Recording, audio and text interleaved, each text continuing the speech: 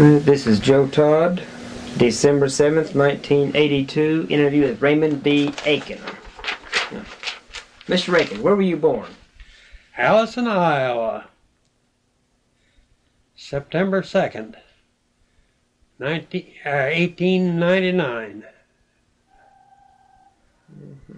How long did you live in Allison? For about 3 years. Where'd you move from there? Dumont, 8 miles west. Did you go to school in Dumont? I went through through 3 years of high school. Dumont. We only had a 3-year high school there. What was Dumont like? How big is it? Oh, it was a country farming town of about 600 or 700. Who was your father? Horace B. Akin. And where is he from? Well, he was born in eastern Ohio, and then to Indiana, and then came to Iowa. His father died when he was a mere infant. His mother was gone before he was 13, and he helped educate and support 2 younger sisters. Oh, Who was your mother? Anna Brown Akin. And where was she from? She was born and lived her entire life. She was born in Dumont. When she got married, went to Allison for about 4 years. And then moved back to Dumont. She never lived more than 8 miles from where she was born. Okay. And you say Dumont was just mainly a farming town? Yeah, it's just a mere country village. Was your father a farmer? Oh, my dad was county superintendent of schools when I was born. Then when we went to Dumont, he was superintendent of schools there. And when it came time for me to go to school, he decided that he wasn't going to be principal of a school with his youngsters in. He went to farming. What did he raise? Corn, oats, barley, hogs and cattle. What year did you go to high school? Well, I went into 9th grade in 1912. Graduated from a 3-year high school at Dumont in 1915, and then went to Parkersburg, which is about 20 miles away, and graduated from 4th year high school.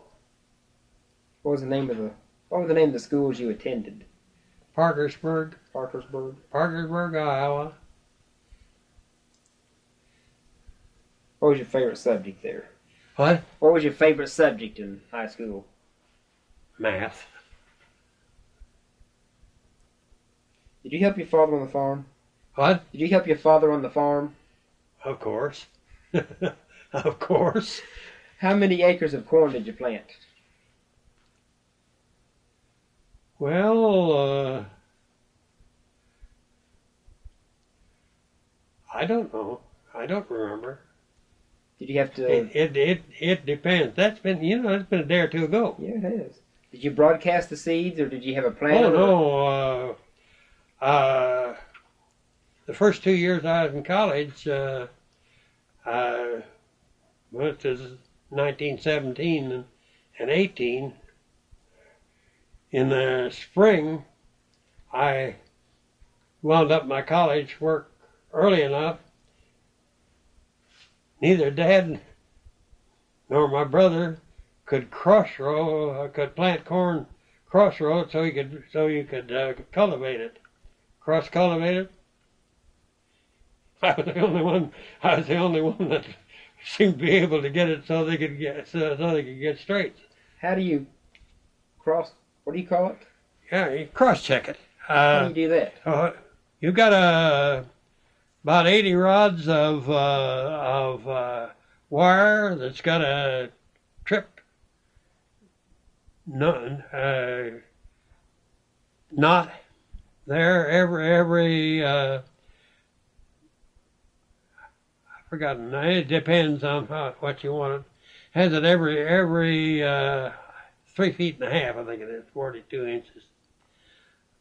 And then you stretch that wire, and then you've got your planter. And as you go down the line, why that trips the plate in the planter box, and it drops, depending on the size plate you put in, 3 or 4 kernels of corn in each hill, and then you you turn around and stretch your wire and put it in on the other side, go back the other way, and you're moving it one set at each end every time. Yeah. So that means your corn plant's going to be about 3.5 feet apart. If you do a good job, your corn is strictly, yeah. It's something like this. You can plow it either way. You can cultivate it either way, if you do a good job of it. So it's 3.5 feet between each corn plant, then, right? Yeah. Okay. I wouldn't swear how many you could set those planters for different widths, or depending on the cross-check wire you had. How big was your planter? Well, the one I used was a 2-row. Just planted 2 rows at a time, and then later on, when they began using tractors, they used 3. And was that horse-drawn? That planter? Planter I used, we didn't have anything but horses. Remember, this was 1916, 17, 18, so on. So your planters were then horse-drawn that you used? All our machinery was horse-drawn. Yeah. Oh, yeah. Yeah. It had husk corn, shocked wheat, or not wheat. We didn't raise any wheat up there. Oats and barley and rye. And if you've ever shocked rye, why, you know what it is. Well, those beards on that rye are on the barley, and some on the rye too, but they're not near so bad. You grab these bundles to shock them. You get them up under here, and pretty soon every one of these beards begins working through your clothes.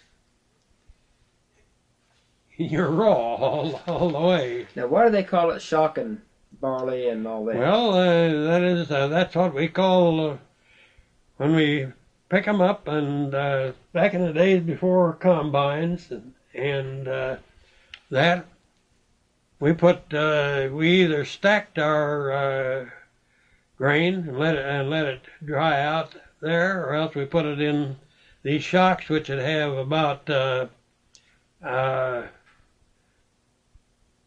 well, if you put a cap on it, and we did on ours, and it'd have 8 bundles, and then you'd spread one out on top to cap it, just like you top out a stack.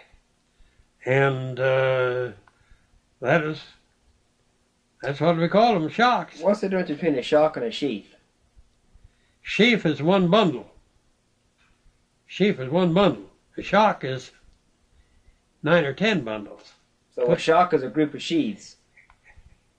Yeah.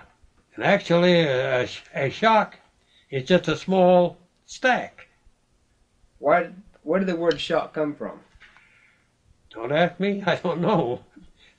I've known it ever since I was this high. Well, I've heard it too, but I never knew what the origin was. I don't know.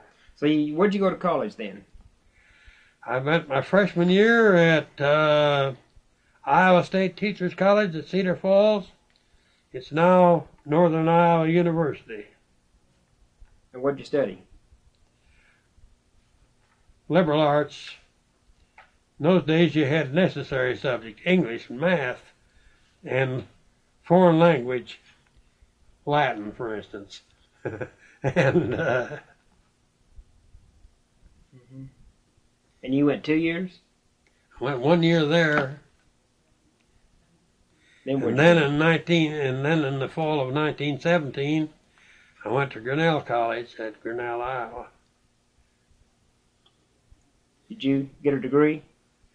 Got a BA degree. What in? In chemistry and mathematics.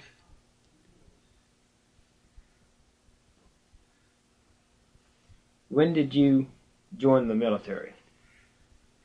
The 10th of September, 1918.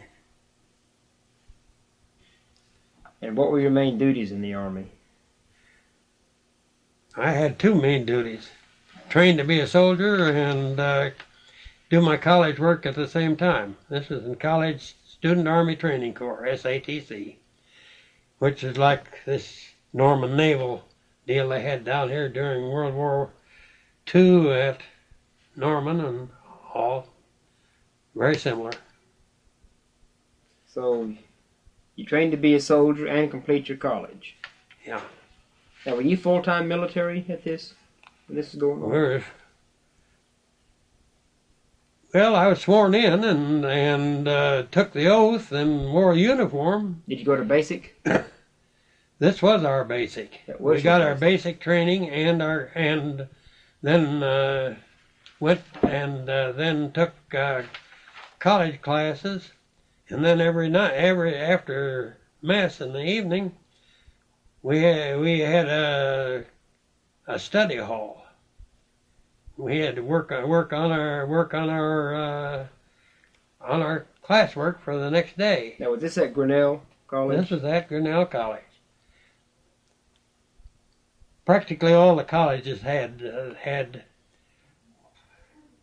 in the fall of 1918. Practically all the colleges had it. And how long were you in this until the armistice was signed? I was in that until my discharge was dated the 14th of December. We were signed up for duration. And if the war had lasted any longer, why, several of us would have been transferred out. Now, when did you get your degree? What? When did you get your degree? What year? 1920. 1920.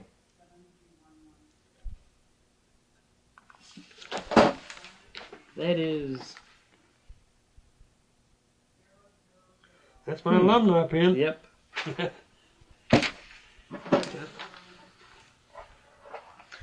What did you do on Armistice Day? Marched 20 miles under a full pack. Wasn't much of a celebration. What? Wasn't much of a celebration. No. We didn't go quite 20 miles. We went 16 to be exact. We went to two neighboring towns and helped them celebrate the armistice by parading. Did you have a parade in Grinnell? What? You have a parade in Grinnell? We started out from Grinnell. Yeah, we paraded there and then went on to Newburgh, and I can't think the name of the other town right now, but we've made a triangle. Were there big celebrations in the towns? Did they ever? What was the big celebration in Grinnell like? What did the people do? Whistles blew, bells rang. In fact, You know, there was a false alarm on the armistice on the night of the 10th. And some of them were scheduled to ship out then. They put a stay on their orders. They would ship out to go to Rockford, Illinois, Camp Grant, officer training. And put a stay on it when the false alarm came through. There was a big to-do, a lot of noise. In fact, I was on guard duty that night. And I couldn't figure what had broken loose, hardly. Now, they thought the armistice had been signed already? Or? Yeah. A false alarm came through on the 10th. Then this is on the night of the 10th, because of a 6-hour differential. 6 or 7 hour differential, whatever it was. And then the next night it actually came through, and it was quieter the next night. But then they got us out, and we started our parade, and we had 2 companies there, and Company A went one way and Company B went another way. What did Grinnell College do for the war effort? Well, they made their facilities available for training services, and so at the same time, they gave us a chance to get some education along with our basic training. Out there in the old cinder patch, we dug practice trenches and did marksmanship work, so on. We trained with captured Russian rifles.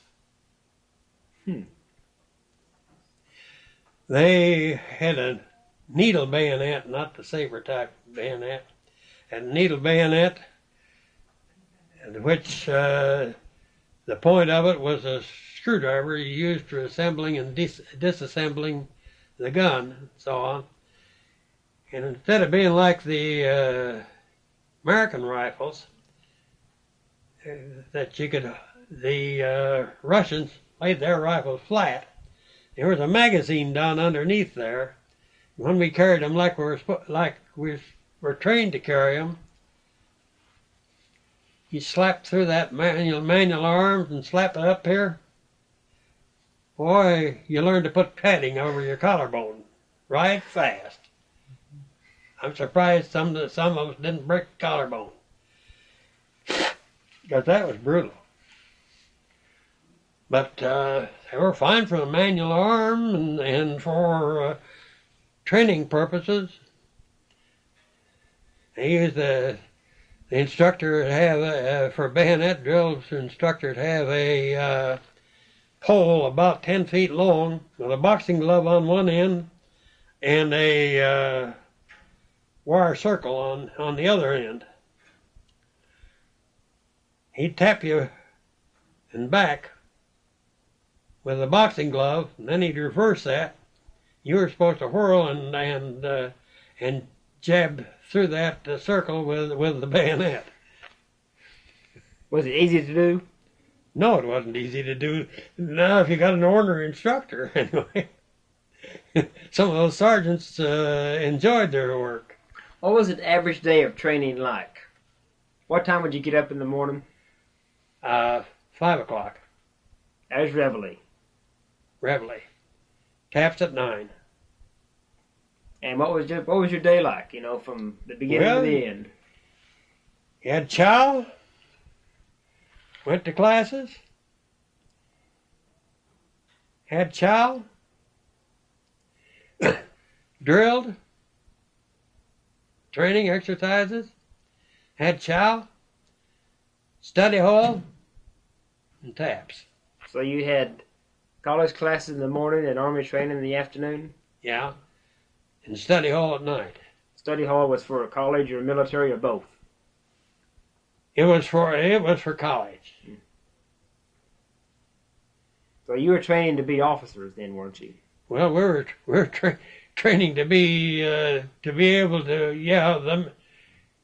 The thing was, yes, we were actually training to be officers because we were all of us, at least high school graduates, had to be. So a lot of us had 2 years, 2 and 3 years of college. Were there any soldiers in their training that weren't in college? Some of our instructors. But all the students like you were all students at Grinnell College? Yeah, yeah. Okay. Yeah. Yeah, they used to, when we first got discharged, the guys that had been overseas said the SATC was a Saturday afternoon tea club. They didn't think much of us. Okay, after you got your degree in 1920, what did you do? Taught school for about 15 years. Where? Gladbrook, Iowa, Marion, Iowa,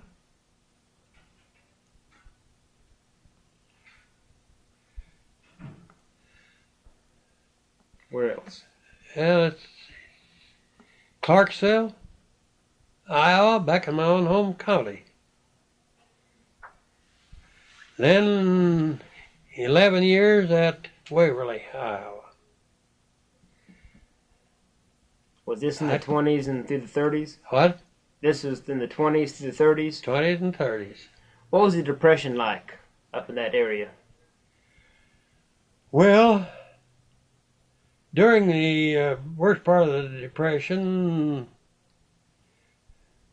I had a wife and 2 children to support. If my wife hadn't been able to work, why, it had been tough going after I quit teaching for a while. I was quit in 1935 and then did newspaper circulation work and in Iowa and Illinois. And then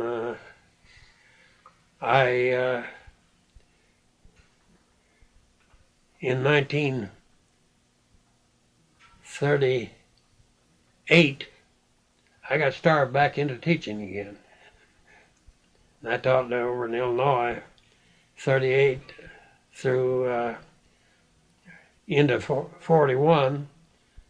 And then in 41, I went to work for what is now the Air Force up at Chanute Field, Rantoul, Illinois.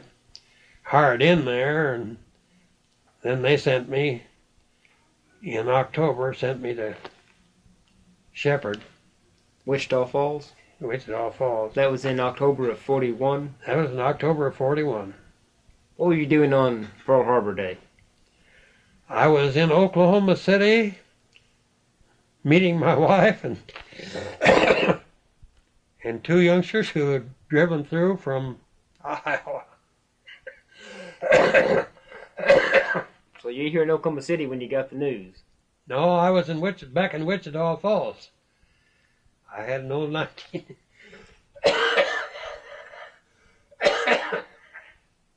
I've got a chronic bronchial condition. I was back in... I had an old 1935 Chevy, and it didn't have any radio in it or anything. So we went down and we got into Wichita Falls at noon. And the newspaper there was the scare headlines. Japs bombed Pearl Harbor. And that's the first I knew about it. What was your first reaction? My first reaction was, well, let's say dismay. And so you worked for the Army Air Corps during World War II? I worked for the Army Air Corps and until the 1st of April 1944. Then in 1st of April 44, I came to Tulsa, and I was in charge of procurement inspection, modification inspection at the Douglas Mod Center at Tulsa. And in fact, after VJ Day, I helped close that up and got it ready to turn over to American Airlines for their maintenance depot. They're still there, of course. And then they transferred me over to the main plant, and there were 8 of us over there, and only worked for 2. So I went on annual leave, which I had beaucoup, and spent 3 months working for Spartan Aircraft in charge of their electrical section, as instructor in the electrical section. And but the reason they got me, they wanted their aircraft mathematics course revised and brought up to date. Of course, being a math major, why, that was down my alley. Yeah. What were your major duties at Shepherd and Wichita Falls? What did you do down there? I was instructor, and then worked in plans and training in the basic branch, preparing instructional material. And then when they began hiring new instructors, I was in charge of instructor training. And what were you instructing down there? What were you teaching? I was instructing in aircraft basics. How to fly? What? No, in the mechanic end of it. Oh, you were teaching mechanics I had my specialty was the basic electricity, basic electrical system. But I taught I'd gone through all the phases and could teach any of them. So you taught mainly electrical work then? I taught basic and electric, basics and electric. Basics included tools and tech orders and such things as that, and basic electricity. What were your duties at Douglas and Tulsa? I was supervisor of modification and inspection. What were you inspecting? Inspecting. What were you modifying? Well, a few that we modified were these A-20s for the old Boston bombers that we modified for the Russians. I was on the prototype of the P-61, the Black Widow. I was on the prototype type of the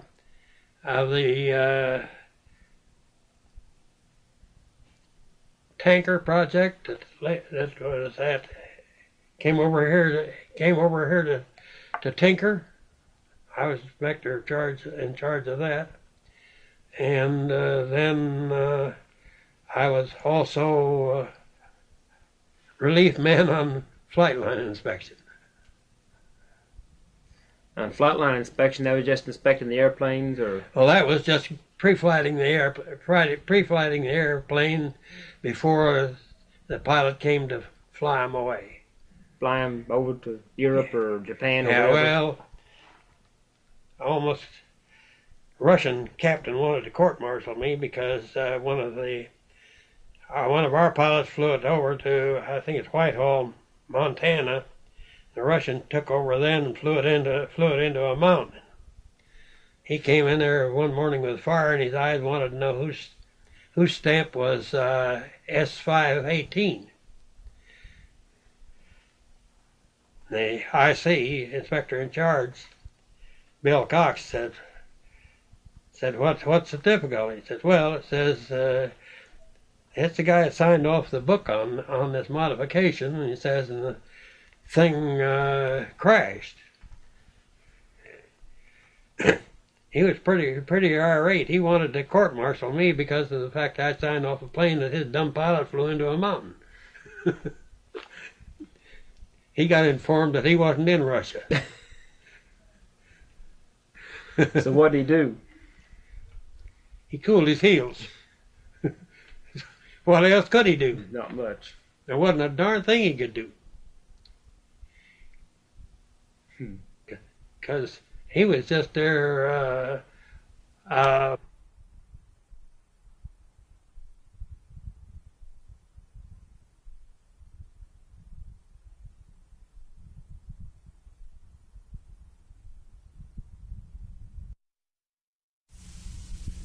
So you say the airplane was in perfect shape? It was to begin with. When it left, when I signed it off, because here's the funny part of it is the flight line inspector, I had pre-flighted it also. The flight line inspector was off that day, and when Charlie Wrigley was off, I was it. And but the thing pre-flighted beautifully. The bomb site I'd checked out of the vault. At the Norden bomb site?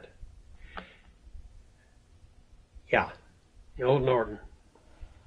And whenever we bring a plane in for modification, we take the bomb site and the logbook off, store them in the vault. I was one of 3 people that had access to the vault. That is, that had to go through to get into the vault. Those bomb sites were top secret, weren't they? They weren't too big. No, they were top secret, weren't they? They were. Yeah, they were top secret. Yeah. I had top secret clearance.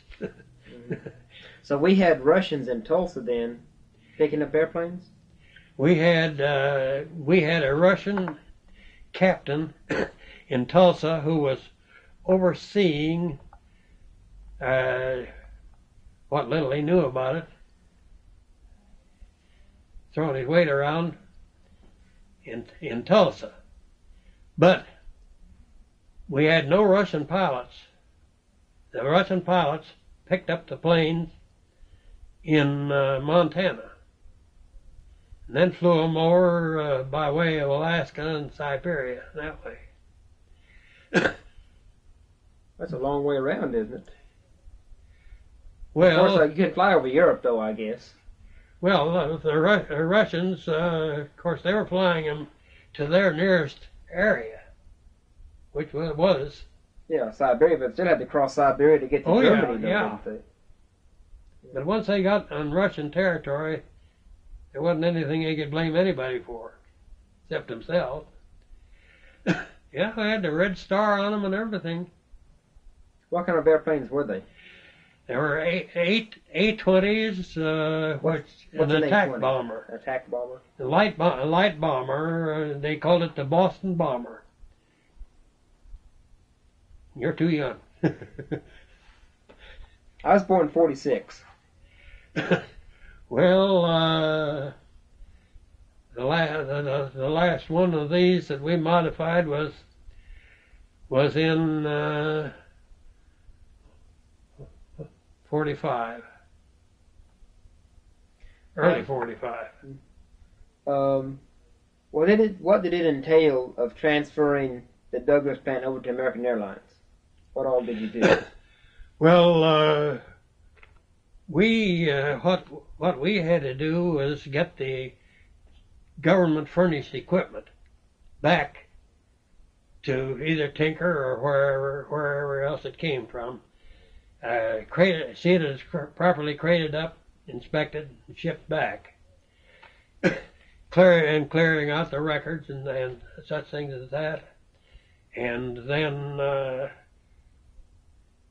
in December, it was ready for turnover, the latter part of December. And along with Douglas personnel who were doing the work, For several weeks, I was the lone government employee there. I had to check in over at the main plant. Mm-hmm. You go by and check in the morning and then check out over there at night, and that was a bore.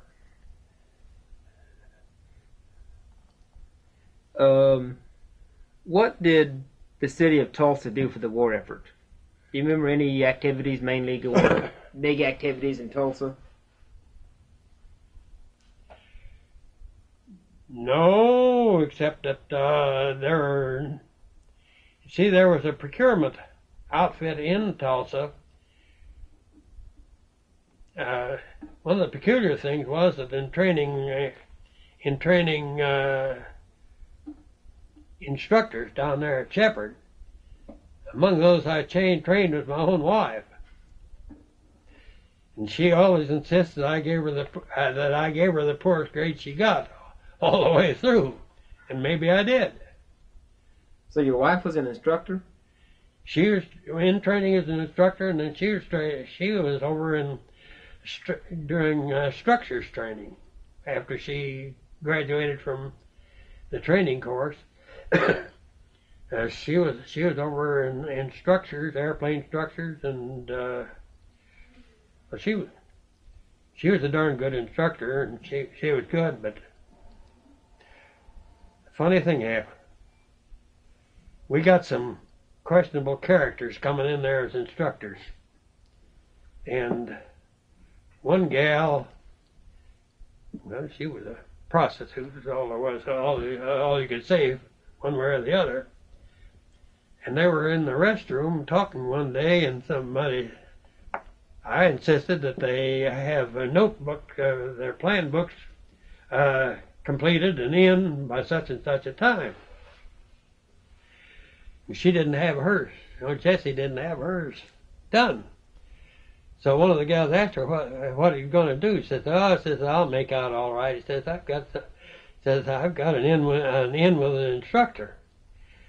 I had a red-headed wife, and she almost took that gal to pieces.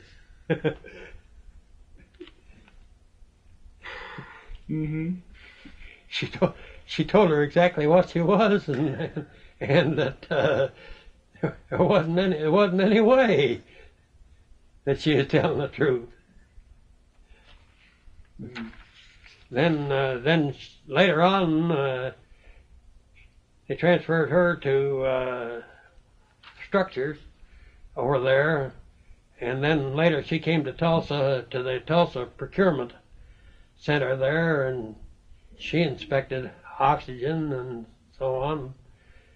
And well, she went all over the northeastern part of the state there for these subcontractors. Lindy Oxygen, among them, she used to come over here for Lindy. Now, what is a Tulsa procurement? What do they do? That's procuring supplies that are needed. Rita Pump in Bartlesville made pressure pumps that are used for aircraft. Lindy supplied breathing oxygen. They bought all these incidentals that you have to have other than for the manufacture of the planes themselves. We, among other things, we modified and changed our oxygen systems depending on where the plane was going to be and so on. And all these incidental supplies why the procurement outfit took care of. After the war, what did you do? After the war? Well, let me ask, what did you do on VJ Day? I was out battening down all of the airplanes, and we had a terrific storm. Tore up the town of Muskogee, and we had wind and rains and so on, and Bill Cox and I were out there trying to anchor the planes and make sure they didn't tear loose. and as it got wet, we had to loosen up some of these ropes to keep them from pulling the wings off. They just tightened up there, and we loosened those. The wind blew, and you could barely see from one side of the plane to the other. Were there big celebrations in Tulsa?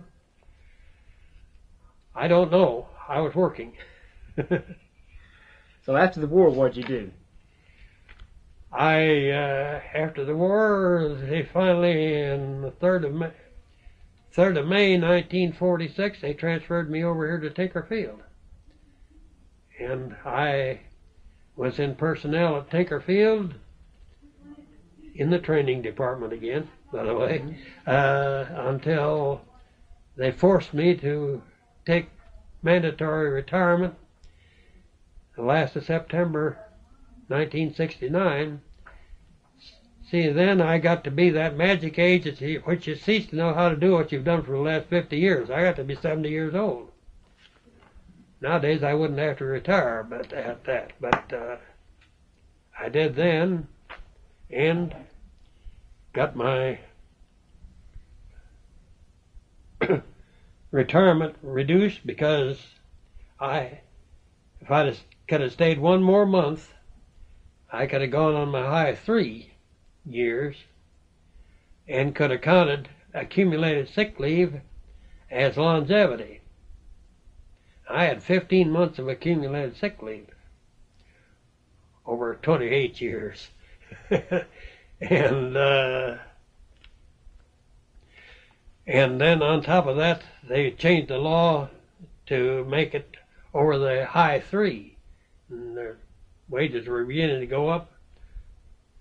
I would have had better than $100 a month more retirement if I could have been 30 days later. Maybe you think I didn't kick and scream.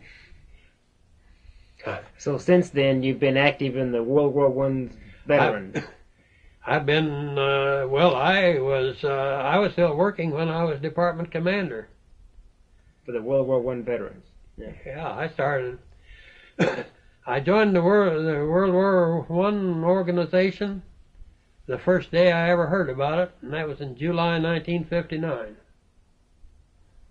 That's the first time I'd ever heard of the organization. And, well, I've attended 23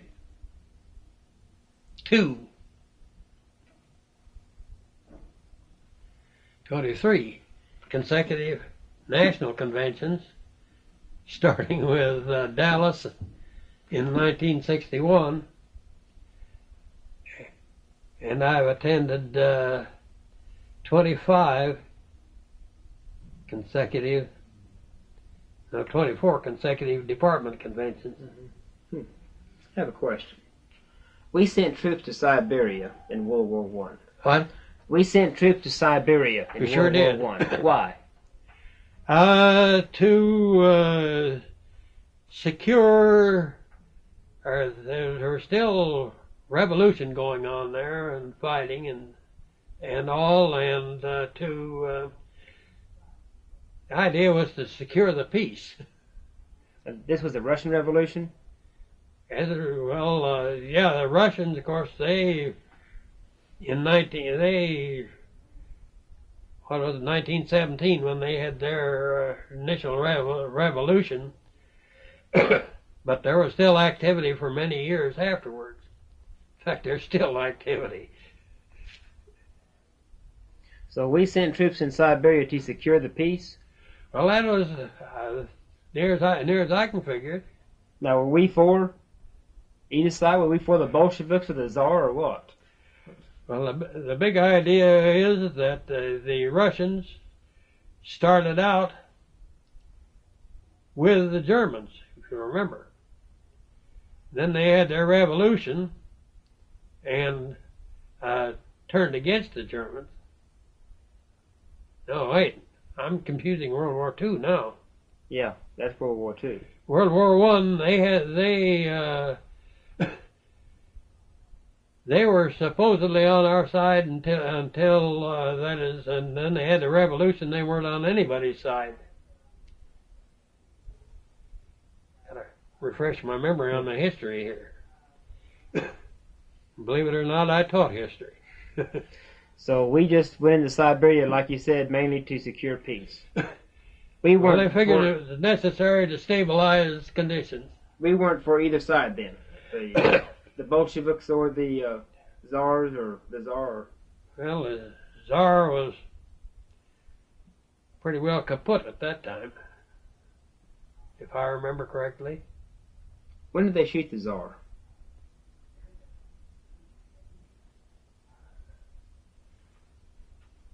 I wish you hadn't asked me.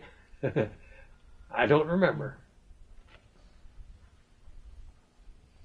Well, main thing I remember about Russia is those Russian rifles we trained with, and that Russian captain was going to have me court-martialed.